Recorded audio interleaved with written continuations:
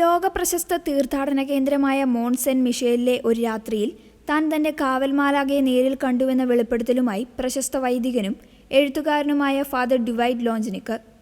ഈ അനുഭവം വെറും ഭാവനയല്ല എന്നും തന്റെ ജീവിതയാത്രയിൽ മാലാക എപ്പോഴും കൂടെയുണ്ടെന്ന ഉറച്ച ബോധ്യമാണ് ഇതിലൂടെ ലഭിച്ചതെന്നും അദ്ദേഹം സാക്ഷ്യപ്പെടുത്തുന്നു. ഒരു ദിവസം തീർത്ഥാടനത്തിന്റെ ഭാഗമായി മൊണാസ്ട്രിയിൽ താമസിക്കുമ്പോൾ പുലർച്ചെ 3 മണിക്ക് പെട്ടെന്നുണർന്ന വൈദികൻ കിടന്ന കട്ടിലിന് താഴെ ആരോ നിൽക്കുന്നതായി കണ്ടു. ഏകദേശം 7 അടി ഉയരമുള്ള ഒരു രൂപമാണ് അദ്ദേഹം കണ്ടത്. ആ രൂപത്തിൽ നിന്ന് പ്രസരിച്ചിരുന്ന സമാധാനം വിവരിക്കാനാവാത്തതാണെന്ന് അദ്ദേഹം പറയുന്നു. ആരാണ് നിങ്ങൾ എന്ന ചോദ്യത്തിന് ഞാൻ നിന്റെ കാവൽമാലാകയാണ്, നിന്റെ ജീവിതയാത്രയിൽ ഞാൻ നിനക്കൊപ്പം നടക്കുന്നുണ്ടെന്നായിരുന്നു മറുപടി ലഭിച്ചത്. മാലാക തന്റെ പേര് വെളിപ്പെടുത്തിയില്ലെങ്കിലും അത് രഹസ്യമായി സൂക്ഷിക്കാൻ നിർദ്ദേശിച്ചതായും വൈദികൻ വെളിപ്പെടുത്തി.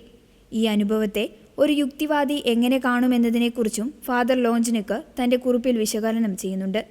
യാത്രാക്ഷീണമായോ മനസ്സിന് സമ്മർദ്ദമായോ അല്ലെങ്കിൽ സ്വപ്നമായോ ഇതിനെ തള്ളിക്കളയാൻ എളുപ്പമാണ്. എന്നാൽ വിശുദ്ധ ജോവാൻ ഓഫ് ആർക്കിന്റെ വാക്കുകൾ ഉദ്ധരിച്ചുകൊണ്ട് അദ്ദേഹം ഇതിന് മറുപടി നൽകുന്നു. ദൈവം നമ്മുടെ ഭാവനയിലൂടെയല്ലാതെ മറ്റെന്തിലൂടെയാണ് നമ്മോട് സംസാരിക്കുക? ഭാവന എന്നത് കേവലം സങ്കല്പമല്ല എന്നും ദൈവത്തിന് മനുഷ്യനോട് സംവദിക്കാനുള്ള ഒരു വാതിലാണെന്നുമാണ് അദ്ദേഹം ഇതിലൂടെ വ്യക്തമാക്കിയത്. കലയും പ്രാർത്ഥനയും കണ്ടുപിടുത്തങ്ങളുമെല്ലാം ജനിക്കുന്നത് ഇത്തരമൊരു ഭാവനയിൽ നിന്നാണെന്നും അദ്ദേഹം ഓർമ്മിപ്പിക്കുന്നു. വർഷങ്ങൾ കഴിഞ്ഞിട്ടും ആ രാത്രിയിലെ അനുഭവം ഇന്നും മായാതെ നിൽക്കുന്നു. ഓരോ ദിവസവും തൻ്റെ കാവൽമാലാക കൂടെയുണ്ടെന്ന ബോധ്യം പ്രാർത്ഥനയിലൂടെ തിരിച്ചറിയാൻ തനിക്ക് സാധിക്കുന്നുണ്ടെന്ന് അദ്ദേഹം സാക്ഷ്യപ്പെടുത്തുന്നു.